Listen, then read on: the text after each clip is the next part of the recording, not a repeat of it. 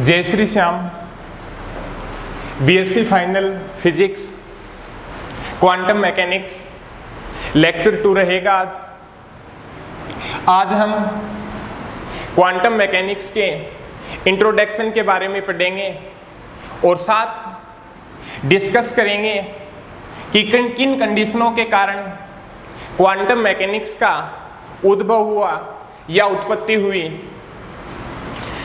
मानो कि classical mechanics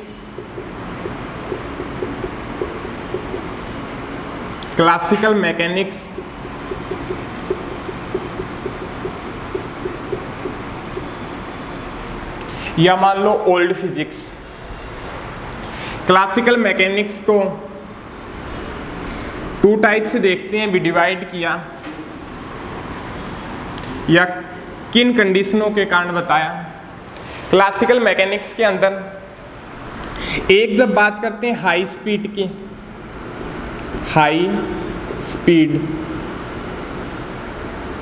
high speed means जब पार्टिकल की वेलोसिटी लगभग लाइट की वेलोसिटी के बराबर हो, या तो लाइट की वेलोसिटी होगी 3 × 10⁸ मीटर प्रति सेकंड, लाइट की वेलोसिटी के बराबर हो, तो उस कंडीशन के अंदर हमारे सामने रिलेटिविटी की थ्योरी निकल के आती है, जो आइंस्टीन की थ्योरी थी E = mc², और जहां पे मास m0 = √1 - v²/c²। भी मास क्या होता है, भी वेलोसिटी के साथ साथ क्या होता है, भी चेंज होता है। किस कंडीशन के अंदर, जब पार्टिकल की वेलोसिटी लाइट की वेलोसिटी के बराबर हो। तो हम देखते हैं जब पार्टिकल की वेलोसिटी जब लाइट की वेलोसिटी के बराबर होती है, तो उस कंडीशन के अंदर हमारे जो क्लासिकल मैकेनिक्स के जो सारे लॉ हैं वो यहाँ पे लॉ क्या हो जाते हैं, भी फेल हो जाते हैं, जिसके कारण यहाँ पे क्वांटम मैकेनिक्स की क्या होती है, भी उत्पत्ति होती है। तो बोल सकते हैं जो क्लासिकल मैकेनिक्स थी हमारी, जहाँ पे पार्टिकल की स्पीड क्या होती है, भी लाइट की वेलोसिटी से क्या होती है, कम होती है, उस कंडीशन के अंदर क्या होती है, भी क्लासिकल मैकेनिक्स अप्लाई होती है। और जब लाइट की वेलोसिटी पार्टिकल की वेलोसिटी के बराबर है या पार्टिकल की वेलोसिटी लाइट की वेलोसिटी के बराबर है, तो उस कंडीशन के अंदर हमारे पास के रिलेटिविटी की थ्योरी निकल के सामने आती है। दूसरी कंडीशन बात करते हैं, या स्पीड बता दो।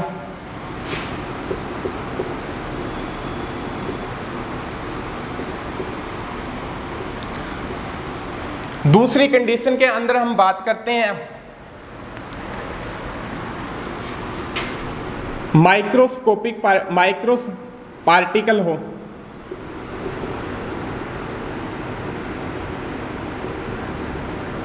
या मान लो इलेक्ट्रॉन, प्रोटॉन,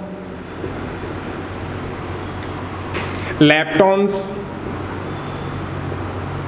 आदि क्या है, माइक्रोस्कोपिक पार्टिकल हो। उस कंडीशन के अंदर या इन माइक्रोस्कोपिक पार्टिकल के ऊपर जब एक्सपेरिमेंट करते हैं, तो हमारे पास क्वांटम मैकेनिक्स की उत्पत्ति होती है।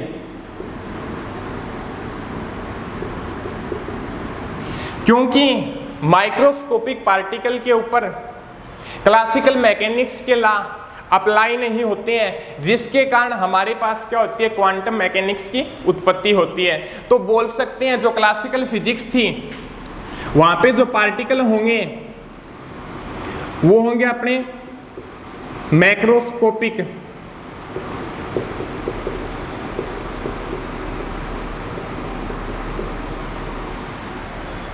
तो हमारे पास 2 कंडीशनें सामने निकल के आई।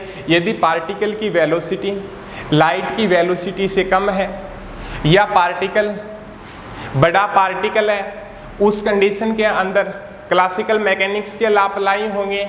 और जब हाई स्पीड पार्टिकल है या जो पार्टिकल दिए गए हैं वो बहुत छोटे छोटे हैं या माइक्रो पार्टिकल है, अति सूक्ष्म है, उस कंडीशन के अंदर क्या होगी, क्वांटम मैकेनिक्स अप्लाई होगी। दूसरी बात और बता दूं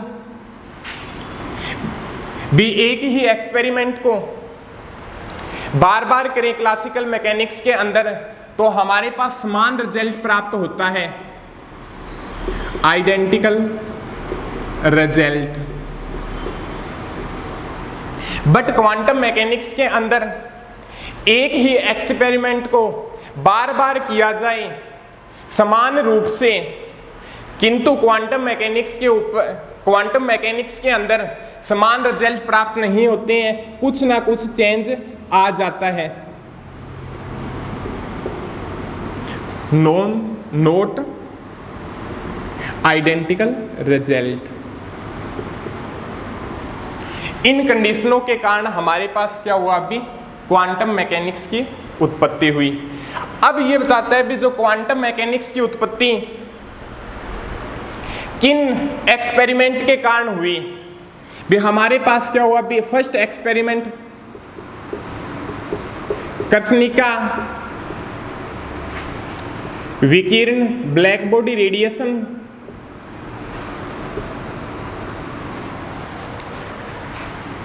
सेकंड प्रकाश विद्युत प्रभाव।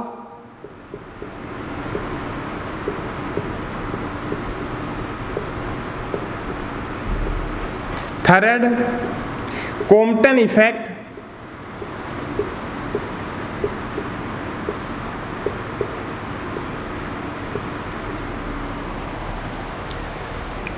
भी हमारे पास के भी 19वीं सदी के अंत में और 20वीं शताब्दी के प्रारंभ में ऐसे ऐसे एक्सपेरिमेंट सामने आए जहाँ पे क्या है भी क्लासिकल मैकेनिक्स के लॉ क्या होते थे, भी अप्लाई नहीं होते थे।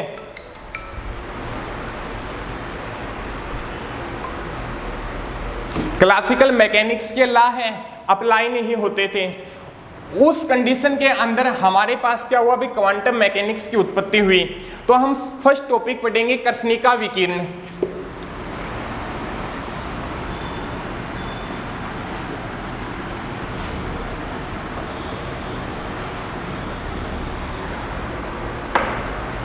कर्सनिका विकिरण भी कौन सी कंडीशन हमारे सामने आई जब हमारी क्लासिकल मैकेनिक्स फेल हो गई। जो कर्सनिका विकिरण का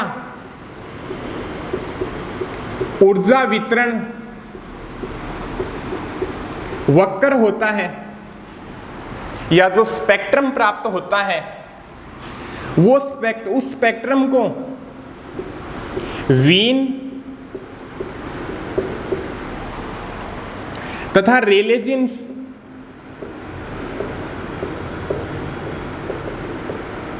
वीन तथा रेले जीन्स के नियम उस स्पेक्ट्रम को सेटिस्फाई नहीं करते हैं, और ये दोनों नियम थे क्लासिकल मैकेनिक्स पे डिपेंड थे।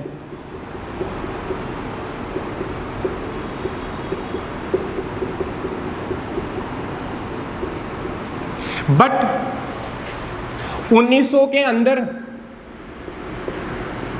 मैक्स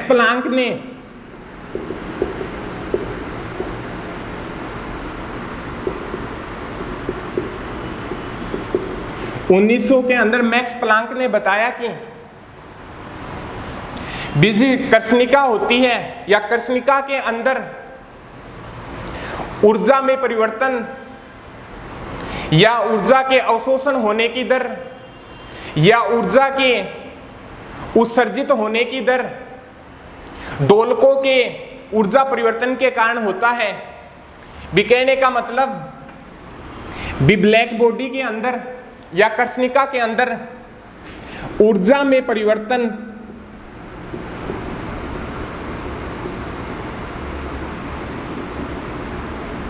दोलकों के कारण होता है।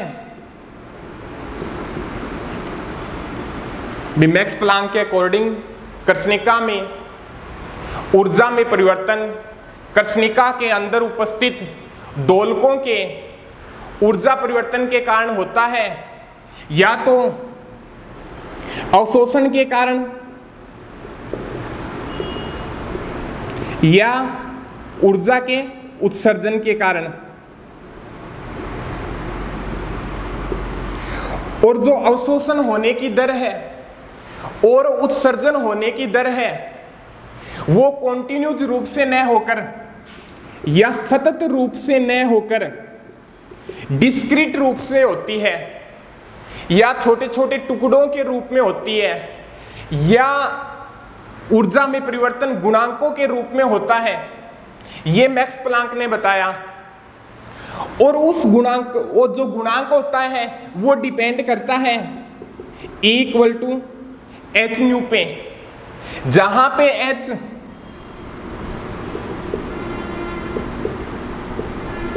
प्लांक नियतांक जिसका मान होता है 6.63 10⁻⁻34 जूल सेकंड, और यहाँ पे न्यू होता है दोलक की आवर्ती।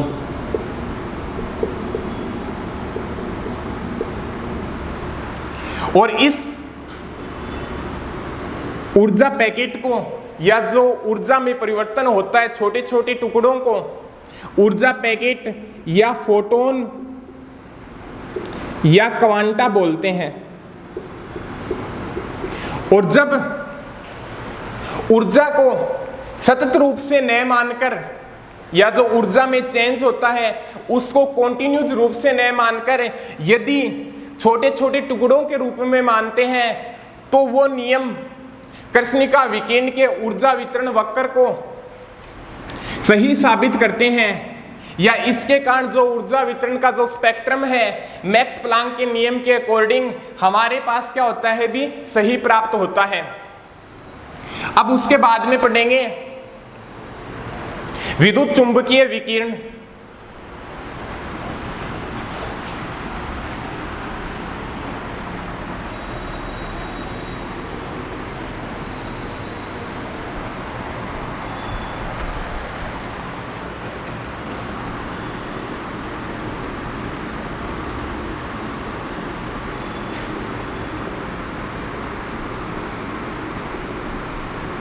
विद्युत चुंबकीय विकिरण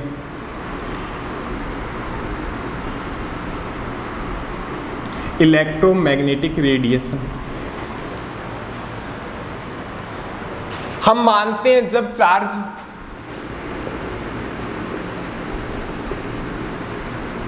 रेस्ट पे होता है तब हमारे पास क्या होता है भी चार्ज जब विरामावस्था में होता है या स्थिर अवस्था में होता है तो हमारे पास इलेक्ट्रिक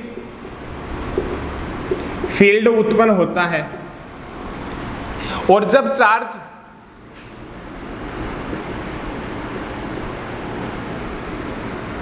मूविंग करता है या मूव करता है या गतिशील अवस्था में होता है तो उस कंडीशन के अंदर electric field and magnetic field उत्पन्न होते हैं। तो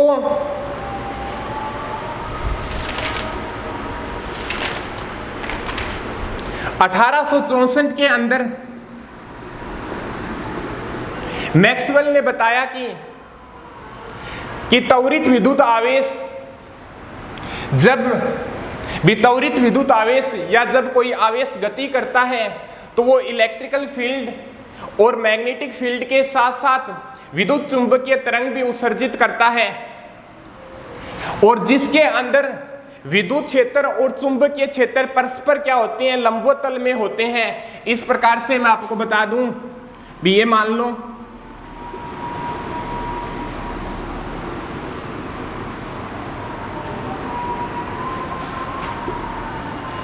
ये x मान लो, ये y मान लो, ये z मान लो।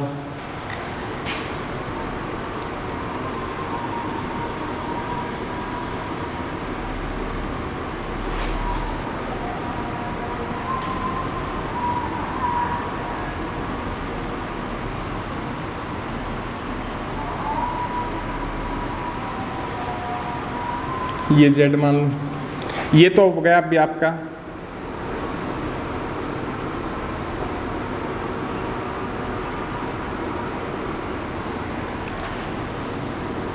Electrical field.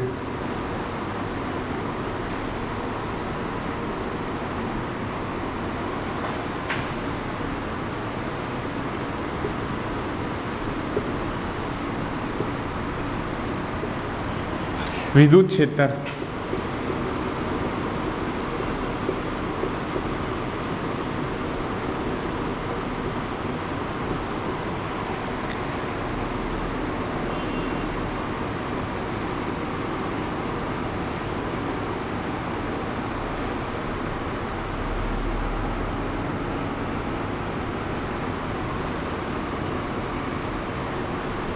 विद्युत क्षेत्र और चुंबकीय क्षेत्र का मान समान रूप से चेंज होता है।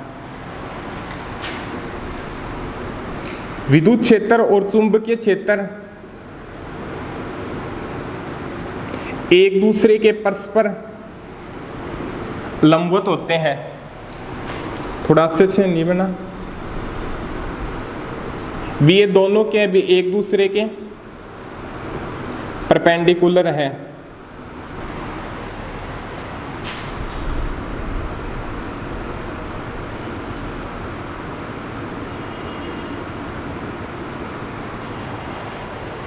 भी यहाँ पे इलेक्ट्रिकल फील्ड और मैग्नेटिक फील्ड दोनों के अभी परस्पर, ये इस साइड से मान लो इलेक्ट्रिकल फील्ड है और ये जो इसकी डायरेक्शन मान लो मैग्नेटिक फील्ड की, वो क्या अभी इस साइड से, दोनों के अभी परस्पर एक दूसरे के लंबवत है।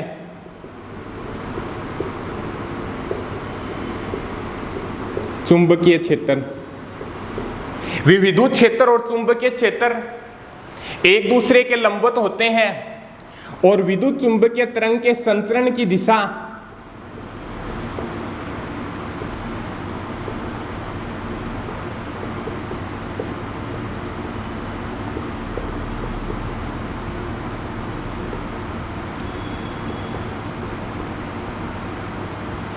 तरंग के संचरण की दिशा वो भी क्या होती है, एक दूसरे के लंबवत होती है। कहने का मतलब ये हो गया विद्युत चुंबकीय विकिरण के अंदर इलेक्ट्रिकल फील्ड, मैग्नेटिक फील्ड और विद्युत चुंबकीय तरंग के संचरण की दिशा तीनों क्या होती है, परस्पर एक दूसरे के लंबवत होती है। अब उसके बाद में बता दूं भी निर्वात माध्यम के अंदर विद्युत चुंबकीय तरंग का वेग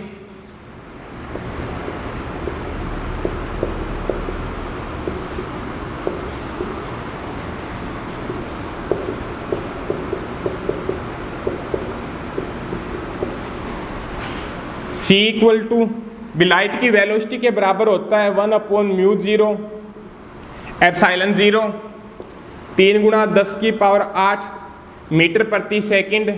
और यहाँ पे μ0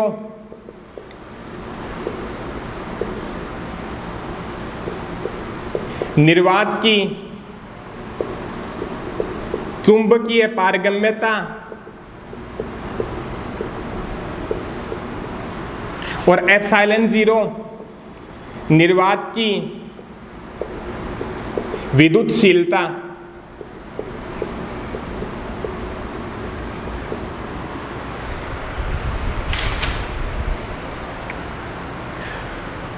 तो बताया भी विद्युत चुंबकीय विकिरण के अंदर क्या होते हैं भी, या विद्युत चुंबकीय तरंग होती है वो विद्युत क्षेत्र और चुंबकीय क्षेत्र दोनों के क्या होती है, परस्पर लंबवत होती है। और यहाँ पे विद्युत क्षेत्र का तल, चुंबकीय क्षेत्र का तल और विद्युत चुंबकीय तरंग का तल तीनों क्या होते हैं, परस्पर परपेंडिकुलर होते हैं। आगे का टॉपिक हम आदर्श कृष्णिका के बारे में पढ़ेंगे, वीन और रेले जीन्स के नियम के बारे में पढ़ेंगे, उसके बाद में मैक्स प्लांक के नियम को पढ़ेंगे भी किस प्रकार से क्लासिकल मैकेनिक्स फेल होती है और किस प्रकार से क्वांटम मैकेनिक्स कृष्णिका विकिरण के स्पेक्ट्रम को सेटिस्फाई करती है।